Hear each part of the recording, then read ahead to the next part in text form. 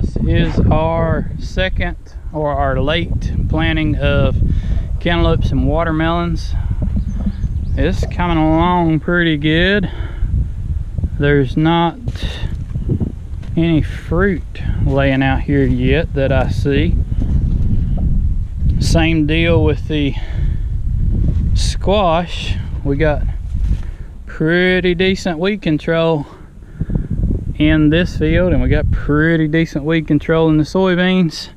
Not so much in between the two, but you'll have that, I guess. Oh, we do have some fruit coming along. These are a Fiji cantaloupe, super sweet variety, bred, I guess, similar to the super sweet corn. Supposed to be the sweetest cantaloupe available. Not a lot yet. That's okay, because we're still picking off of our first plant. This is the stuff we just replanted. Snap beans, I think, are the best looking thing that we've planted. We got squash and zucchini, cucumbers, 2 rows of cucumbers. The tomatoes have been in for a little while, and today we just planted some more tomatoes, and I need to get my row metal sprayed here. Everything looks pretty good. The half runners are coming along. Got some bugs munching on them just a little bit.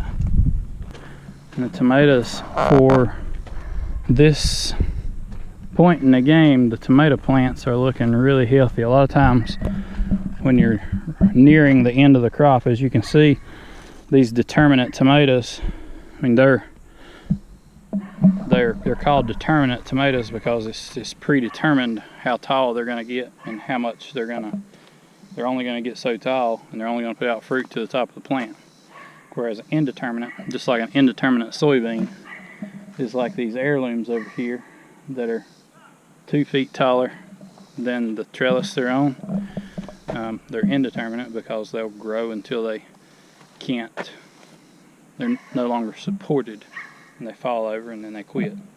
But you can see we have got, even up to the top of the plants, just loaded with tomatoes right now. And you can see the field's getting weedy. Kind of is what it is. Getting some sunburn, that's not good. But the plants look amazingly good for the point in the season we're at. Down here in the shade where the afternoon sun is not beating them to death, the plants actually look really, really good. Still got some sunburn on these top fruit. I hate that, because those are good tomatoes right there. Look at all these aromas. The aromas are loaded. So you can see this looks a little different out across here than it has.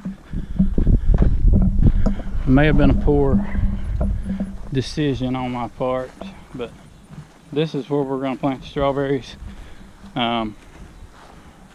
This is where we had really good success with them in 2020. Because we're right here on the corner of 2 roads, deer are not near as prone to eating them.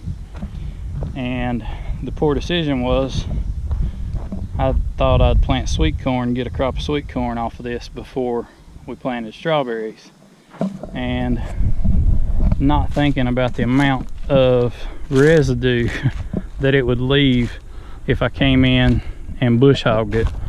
So made the expensive choice to come in here and by hand pull up every stalk of sweet corn out of this field. So we've got the sweet corn piled up, or the guys do. I didn't.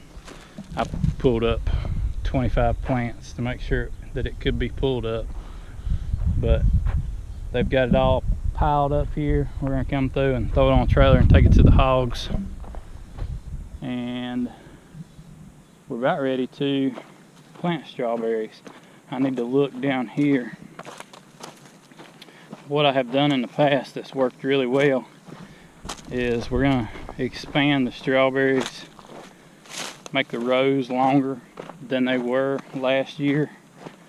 So there's grass down here. Well, what I've done before that worked really well is mix up a sprayer full of a concoction of gas and diesel fuel like they use for controlled burns, Forestry Service, and I'm going to go and start at the outside edges so you get a perimeter, light it, and burn off all this grass. It's already been sprayed, it's good and dry. It won't take long to burn this off. And then our strawberry field is going to be 50 foot longer. So I need to get that burned so that I can get this plowed and get some plastic laid, because strawberry planting time will be here before you know it. We're going to fumigate this year for the first time, so we need at least a month for the fumigation to do its thing before we plant berries.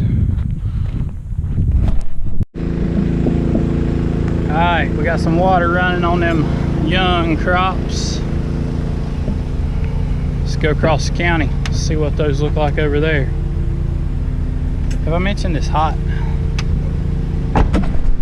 Alright, so you just saw the beans I was standing in that were chest high, and this is the other side of the story. This is a different farm in a different part of the county. Fairly red, heavy red soil, and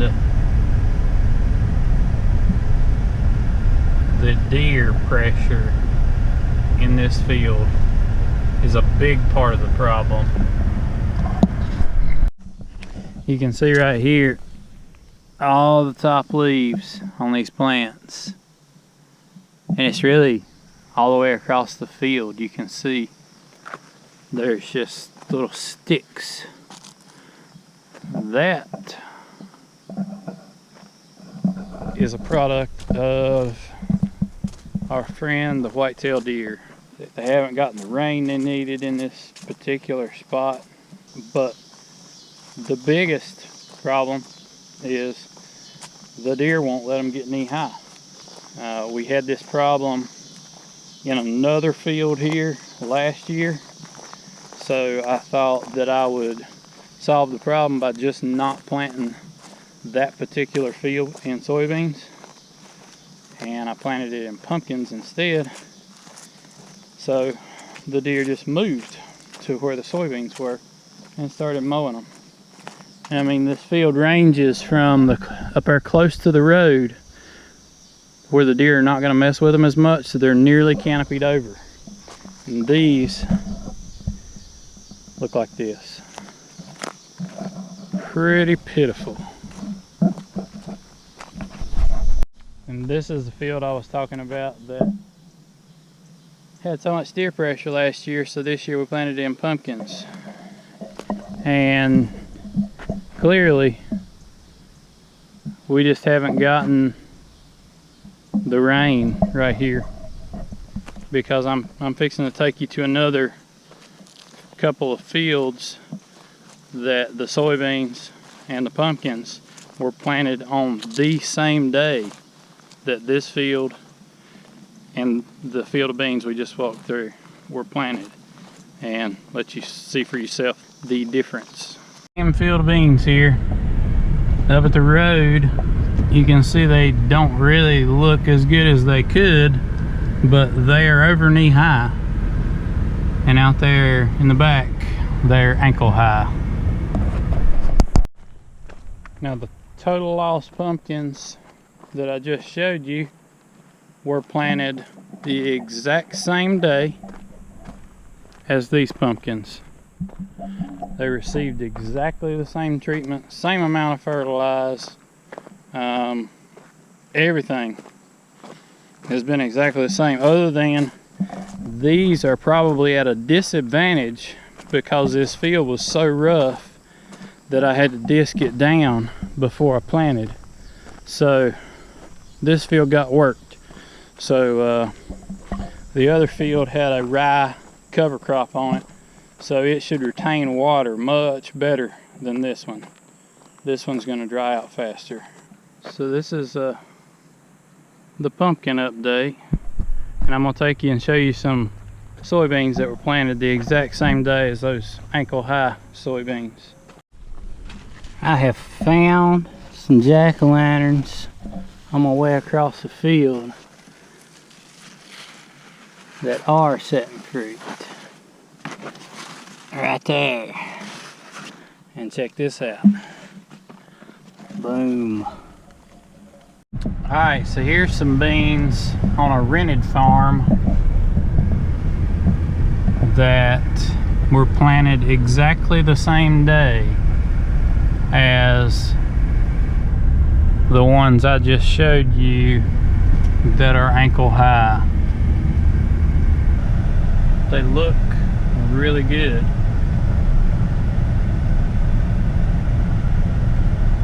Good and clean. That's really what I'm checking for at this point, is to make sure I ain't got any weeds that are getting away from me in corners and whatnot. I had to pause my video and to go to a Farm Bureau meeting, but now I'm here at this last field of beans that I just sprayed a week ago, and we're gonna see what they look like. Got some deer trimming them in places, but overall they look really dang good. I think these are gonna be a pretty good crop of beans.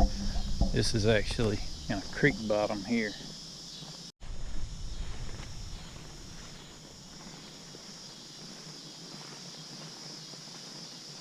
I appreciate you watching.